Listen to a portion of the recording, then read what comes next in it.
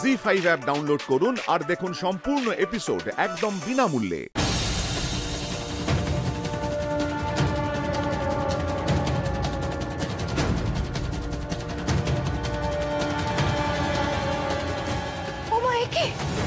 এই ঝাড়বাতি ভেঙে পড়লো কি করে? যুবরাজ, যুবরাজ আপনি ঠিক আছেন তো? কি হলো যুবরাজ, আপনার কিছু হয়নি তো? হ্যাঁ, আজকে সুধাকে শেষ করে দিয়েই ফিরবেন। মনে রাখবেন একটা কথা, সুধার বেঁচে থাকা কিন্তু চলবে না। কি হলো যুবরাজ, আপনার কিছু হয়নি তো যুবরাজ? কি হলো বলুন?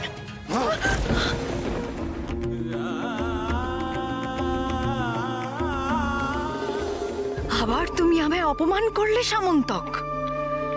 সব হিসেব জমছে। একটুর জন্য আজ মৃত্যুর হাত থেকে তুমি বাঁচলে, ভবিষ্যতে আরো আরো ভয়াবহ মৃত্যু অপেক্ষা করছে তোমার জন্য। ধরতে পারলে না হা করে? এইসব ছায়ের জিনিসপত্র আর গোছাতে হবে না, অনেক ভুগিয়েছো। তার চেয়েও বেশি ভুগিয়েছে তোমার এই বেড়ালটা। এবার নাও ঠেলা বোঝো। আমরা এইসব জিনিসপত্র বাইরে বার করে দিচ্ছি। কি হলো? আমি করে দিচ্ছি।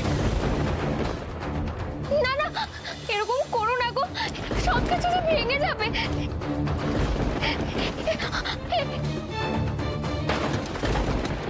তবে রে অলক্ষণে মুখ পোড়ার দল, এত বড় সাহস তোদের আমার মেয়ে জিনিস ছুঁড়ে ফেলে দেওয়া?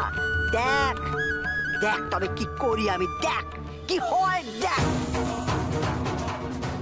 পান সুপারি কয়েক কুবাক চুন, কাজ করো তো মন্ত্র দেখি কেমন তোমার গুণ।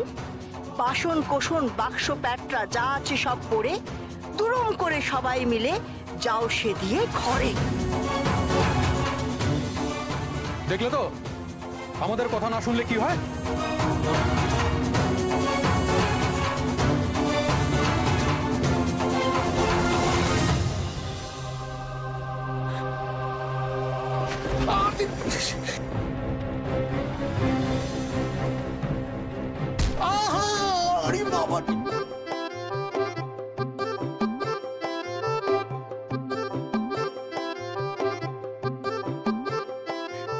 এসব কি কাণ্ড কারখানা হচ্ছে বলো তো? হ্যাঁ, আরে দাঁড়িয়ে থেকো না, প্রাণ নিয়ে পালাও।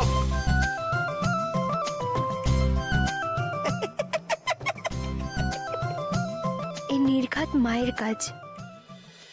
আবার একটুর জন্য বিরাট বড় দুর্ঘটনা থেকে কুমার সামন্তক রক্ষা পেয়েছে। শেষ মুহূর্তে আমি যদি না দেখতাম তাহলে কি হতো সেটা ভাবতে আমার আত্মা শিউরে উঠছে গুরুদেব। বারবার কেন এমন হচ্ছে? যত সময় যাচ্ছে ততই আমি নিশ্চিত হচ্ছি আমার গণনা ফলপ্রসূ হয়নি।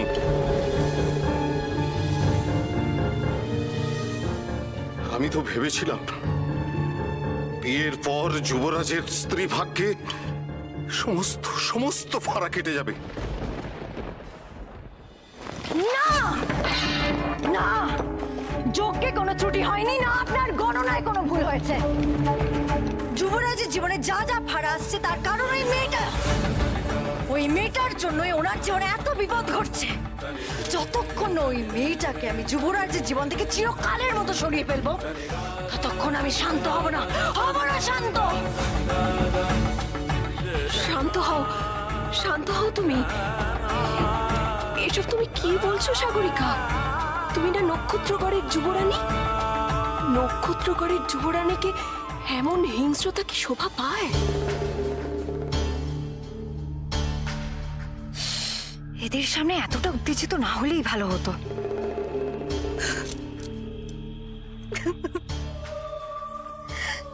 হিংস্রকে আমি সাধে হচ্ছি মা। অন্য একজন আমার স্বামীকে আমার কাছ থেকে কেড়ে নিয়ে যাচ্ছে। আমি কি করে শান্ত থাকবো বলুন? কি করে শান্ত থাকি আমি? তবু আমার ব্যবহারের জন্য আমি খুব লজ্জিত। আপনারা দয়া করে আমাকে ক্ষমা করে দিন, ক্ষমা করে দিন আমার।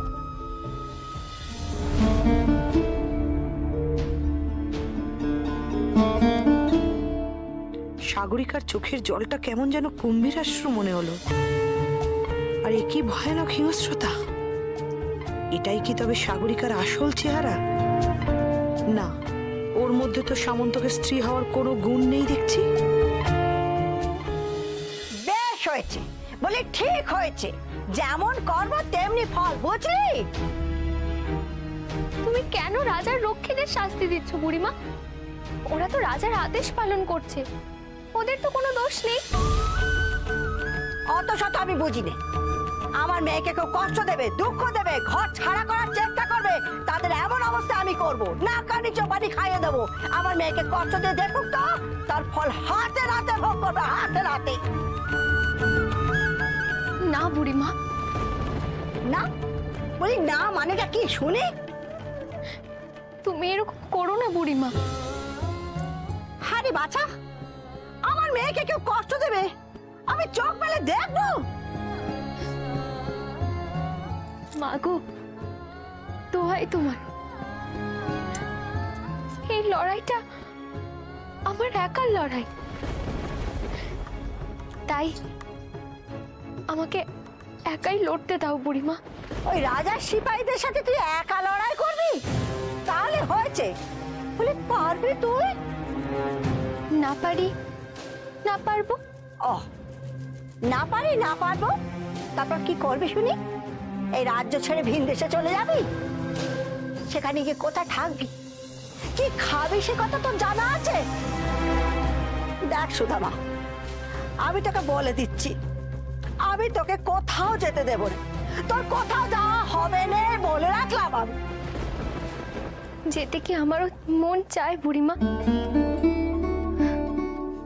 এই রাজ্যেই আমার জন্ম, এখানেই আমি বড় হয়েছি, এই রাজ্যের মাঠে আমি খেলেছি, পুকুরে মাছ ধরেছি, এই রাজ্যের হাওয়াতেই এতদিন প্রাণ ভরে নিঃশ্বাস নিয়েছি, সকলের সাথে মিলেমিশে কত আনন্দ করে বেঁচেছি। আর আজ যদি আমার ভাগ্যে তাদের সকলকে ছেড়ে চলে যাওয়া লেখা থাকে, তাহলে যে যেতেই হবে বুড়িমা। তুমিই তো বলো বুড়িমা, বিধির লিখন খণ্ডানো যায় না। বলি, কিন্তু তাই বলে তুই চলে যাওয়া নিয়ে আমার আফসোস নেই বুড়িমা, কিন্তু যে করে হোক নক্ষত্রগড়ের উপর থেকে আমায় অভিশাপ কাটাতেই হবে। আমি যে শপথ নিয়েছি বুড়িমা। তাছাড়া তাছাড়া তাছাড়া কি বাছা? তাছাড়া আমি জানতে চাই বুড়িমা, আমার চলে যাওয়ার খবর পেয়ে যুবরাজ কি করেন? উনি কি রাজার আদেশ মেনে আমাকে চলে যেতে দেবেন, নাকি আমাকে আটকানোর চেষ্টা করবেন? মরে যায় ছুরি, তোর কি সাধলো? তিনি নাকি আসবেন তোকে আটকাতে, যুবরাজ আসবে তোকে আটকাতে, তাহলে হয়েছে।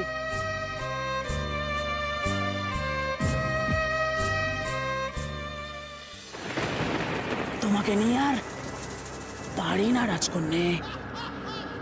অবস্থা বিশেষে রাগ দমন করাটাও শেখা দরকার। কি দরকার ছিল ওই কুলগুরুর সামনে অত মেজাজ দেখানোর? যা করেছি বেশ করেছি, আমাকে একদম জ্ঞান দিতে আসবেন না। ওই দেখো, এখনো উত্তেজিত হয়ে আছে। মানুষ কিন্তু জীবনের সব থেকে বড় ভুলগুলো করে উত্তেজিত অবস্থাতে। ওই বুড়োকে একদম সহজভাবে নিও না। ওই বুড়ো একটা বাস্তু খুকু। যদি বুঝতে পারে ওই নাগপাশ যজ্ঞে তুমি ছলনা করে এসেছিলে, তাহলে কিন্তু সর্বনাশ। হোক সর্বনাশ, ওই বুড়োকে আমি ভয় পাই নাকি? বেশি বাড়াবাড়ি করলে ওই বুড়োকেই সবার আগে আমি শেষ করব। এমনিতেই 3 কাল গিয়ে এককালে ঠেকেছে। জি5 ডাউনলোড করুন আর সব এপিসোড দেখুন একদম ফ্রি।